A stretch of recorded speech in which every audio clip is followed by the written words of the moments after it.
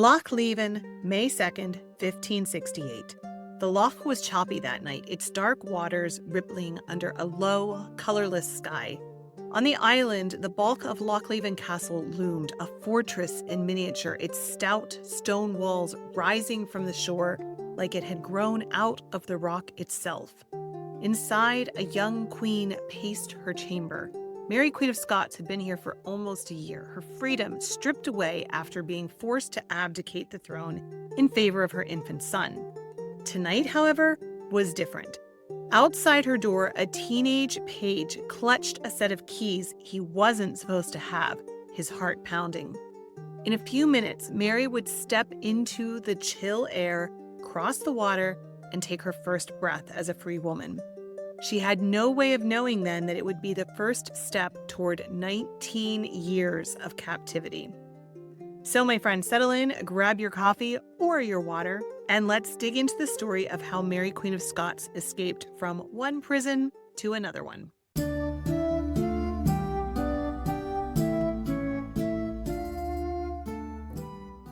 Hey, friend, welcome back to the YouTube channel for the Renaissance English History Podcast. I am your host, Heather. I've been podcasting on Tudor England since 2009 with my show, which makes it the original Tudor history show. I am, as always, delighted that you are here with me, spending this time with me, talking about Tudor history. Today, we are going up to Scotland, and we are talking about Mary, Queen of Scots' big escape. Let's start with how Mary ended up here. Her road to Loch Leven had been a political freefall. In February of 1567, her husband, Lord Darnley, had been murdered under suspicious circumstances. I mean, look, we know how he was killed. There was an explosion and all of that. But who did it is the big mystery. Somebody wrote a comment one time and they were like, it wasn't suspicious circumstances. We know how he died. Okay, we know how he died, but we don't know the whole thing of it's still a mystery. So I'm sorry. Anyway. All right.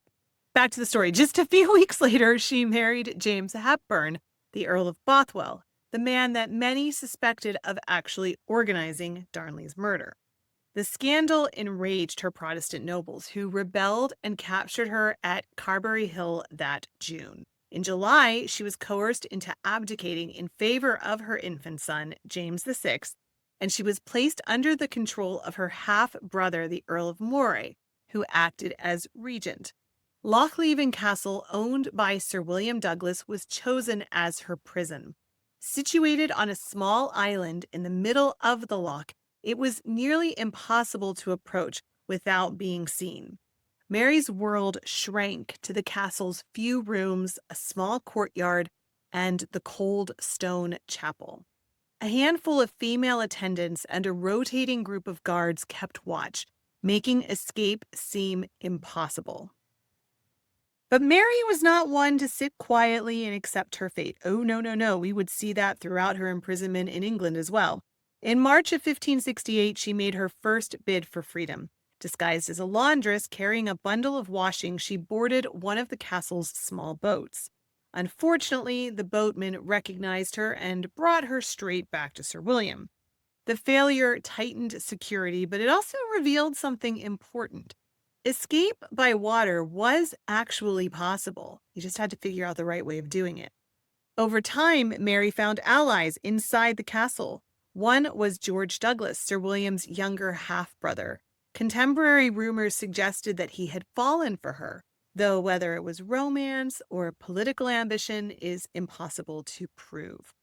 Either way, he became an invaluable supporter. The other supporter was Willie Douglas, a teenage page who was fiercely loyal to Mary. Willie had the run of the castle, and his position meant that he could observe guard rotations, spot weaknesses, and quietly plan without raising suspicion. By late April, the three had developed a workable plan, one that would succeed where Mary's laundress disguise had failed. So now we come to the escape, May 2nd, 1568. That evening, Sir William Douglas was conveniently away from the castle, and Willie took his chance. At the right moment, he slipped the castle keys from where they were kept and quietly moved through the halls, creating distractions and drawing attention elsewhere. Mary donned servant's clothing again, but this time with a better escort and a locked gate to delay pursuit. Willie led her to the water's edge, unlocking the gates and relocking them behind him from the outside. Now, this crucial step bought them precious time. Anyone realizing she was gone would have to first break through the gates before they could even think about getting to the boat. Mary climbed in and Willie rowed hard across the loch to the far bank. The wind was biting, the water was restless, but the boat cut across without incident. On the shore, George Douglas and a small group of loyal horsemen waited. They helped Mary onto a horse and, without pausing to look back at the castle she had called home, or prison, for nearly a year, she spurred forward into the night.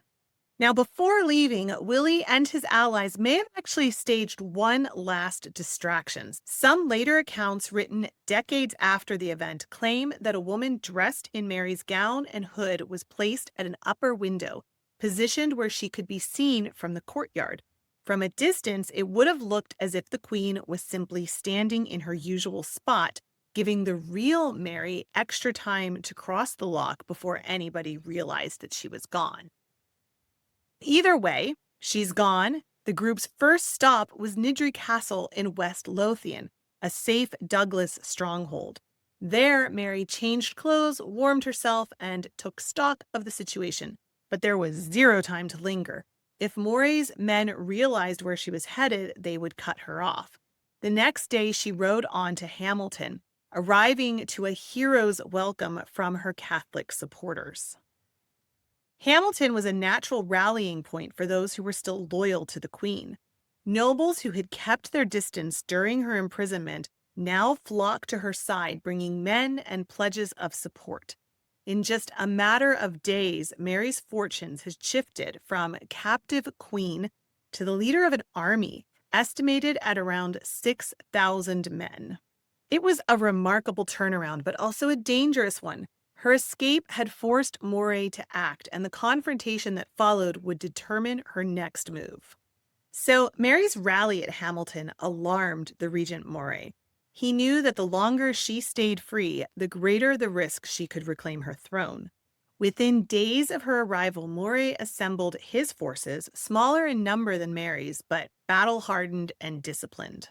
On May the 13th, 1568, less than 2 weeks after her escape, the two sides met near the village of Langside, just south of Glasgow.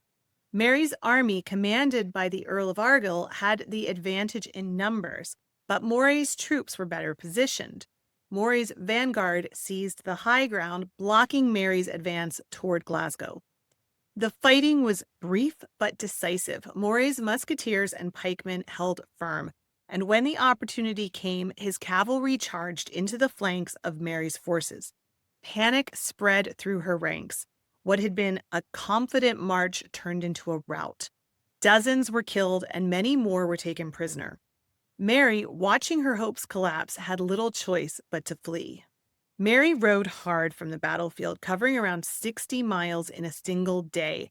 An extraordinary feat given how rough the roads were and the urgency of pursuit. With her were a small group of loyal supporters who understood the stakes. If she stayed in Scotland, Moray could capture her again within days. Her only hope, she believed, lay across the border in England. She had been in contact with Elizabeth I in the past, and though their relationship was complicated, they had never actually met in person, Mary thought she could count on Elizabeth as a fellow queen. She believed that Elizabeth would recognize her as a wronged sovereign and offer her the protection that she needed to rebuild her position. Joke's on her. On May the 16th, 1568, Mary crossed the River Solway and arrived at the coastal town of Workington in Cumberland. The townspeople were astonished to see her, and word quickly spread that the Queen of Scots was in England. Mary sent a letter to Elizabeth explaining her plight and requesting an audience. She asked to meet her cousin face to face, certain that she could persuade her to intervene on her behalf. What Mary didn't realize was that Elizabeth saw her not as a guest, but as a threat. Elizabeth's advisors urged caution. Mary had a strong claim to the English throne through her Tudor grandmother, and many English Catholics considered her the rightful queen. Giving her freedom in England would risk rebellion. Within days, royal officers arrived not to escort her to court, but to place her under guard.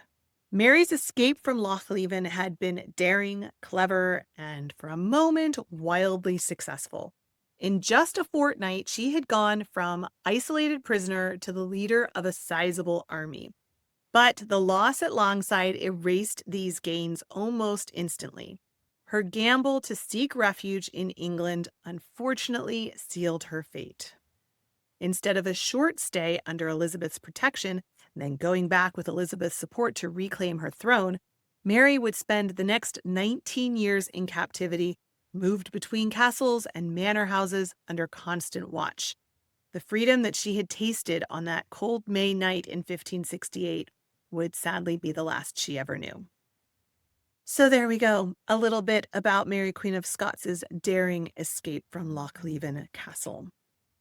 If you made it this far in the video, my friend, and you enjoyed it, I would appreciate a press of that like button. You know what it does. It feeds that algorithm and gets our content to even more people. And I hope I earned your subscription to my channel where I put out content like this on the regular. Let me know in the comments other escape stories that you're interested in. I did a talk one time for a conference on escapes from the tower. That's a pretty fun one. I actually turned it into a podcast episode, so that's the one I'll link to at the end. But if there are others that you're interested in that you've heard of and you would like details on, let me know and I will work it into the schedule. And tell me also what you think, the what if Mary had stayed in Scotland, if Mary had gone to France. Do you think there was any possible route for Mary to escape that wouldn't have resulted in her being in prison in some way? I feel really bad for Mary. She didn't have Elizabeth's political skills. A lot of it were bad choices, but man, she was in a bad position. Anyway, I think I've said enough here. If you want to keep watching escape stories, here's that video I just mentioned on escapes from the Tower of London. That's a fun one. Or here's a video that YouTube thinks you'll like. As always, my friend, thank you for being here. Remember, you are deeply loved. I am so glad that I share the planet with you. You make the planet a better place, and I'm glad that we get to spend this time together talking about Tudor history and Scottish history. I will be back very soon. In the meantime, don't forget to drink your water.